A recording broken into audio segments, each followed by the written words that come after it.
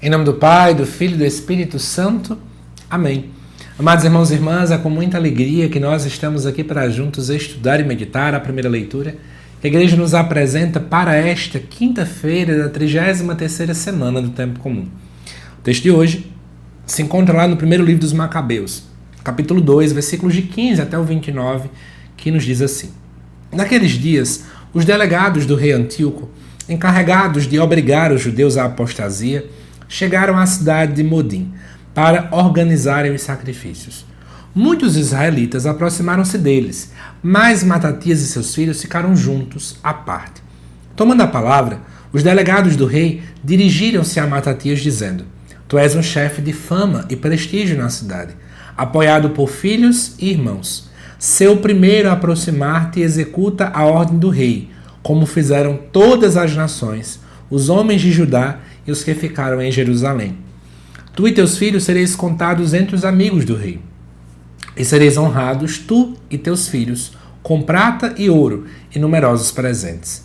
Com voz forte, Matatias respondeu: Ainda que todas as nações incorporadas no império do rei passem a obedecer-lhe, abandonando a religião de seus antepassados e submetendo-se aos decretos reais, eu, meus filhos e meus irmãos, continuaremos seguindo a aliança de nossos pais. Deus nos guarde de abandonarmos sua lei e seus mandamentos. Não atenderemos às ordens do rei e não nos desviaremos de nossa religião, nem para a direita, nem para a esquerda. Mal ele concluiu estas palavras, um judeu adiantou-se à vista de todos para oferecer um sacrifício no altar de Modim, segundo a determinação do rei.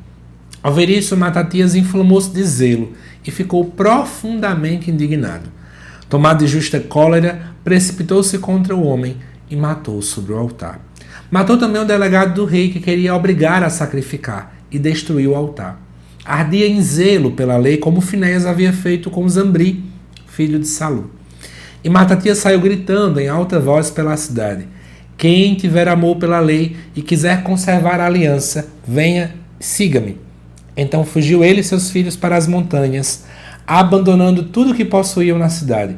Também muitos seguidores da justiça e do direito desceram para o deserto e ali se estabeleceram. Amados irmãos e irmãs, vamos lá. Tem que explicar todo o contexto, mas é lindo. Hoje a gente tem muita coisa massa para poder aprender aqui com esta leitura. Veja bem, vamos voltar do tempo. Eu já falei lá na segunda-feira e a gente vai estender para hoje, nesta quinta. O povo de Deus ali na região da Palestina estava vivendo, diante de muitas dominações no decorrer da história. A gente teve aí babilônicos invadindo na região de Jerusalém, tivemos o Império Persa, e eis que Alexandre o Grande vence aquela região, domina aquela região, mas quando ele morre, o reino se divide. E ao se dividir, na região da Palestina, quem vai dominar vai ser o rei Antíoco IV Epífanes. E o que vai acontecer neste tempo? Ele começa a impor a religiosidade grega sobre o povo e a cultura grega. Então vamos agora ter que fazer os costumes que eles têm. Por exemplo, ninguém guardava o sábado, ninguém fazia circuncisão. Agora todo mundo também vai ser proibido. O que a gente percebeu na segunda, na terça e na quarta foi pessoas que tentavam ser então fiéis à lei.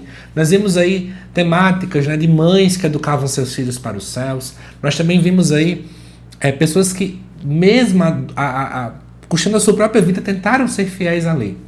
E chega nesta quinta-feira para que você entenda agora o título deste livro. Por que se chama segundo o primeiro livro dos Macabeus? Nós estamos aqui diante de Matatias, um sacerdote, segundo o texto, da cidade de Modim. Quem é que era Matatias, além de ser um sacerdote? Ele era pai de Judas Macabeu. Agora você está entendendo a ideia do nome do livro. E o que acontece? O próprio Matatias não concorda com essas práticas de que o rei estava impondo diante das pessoas. Embora tentem convencer ele, ele não cede.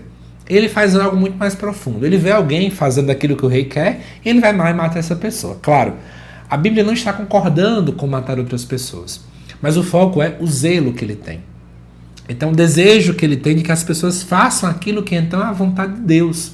O zelo que consome aí então a sua alma. E aí eu acho que é interessante perceber, a fidelidade ela não é negociada, Ela não é um produto de um comércio onde eu fico negociando.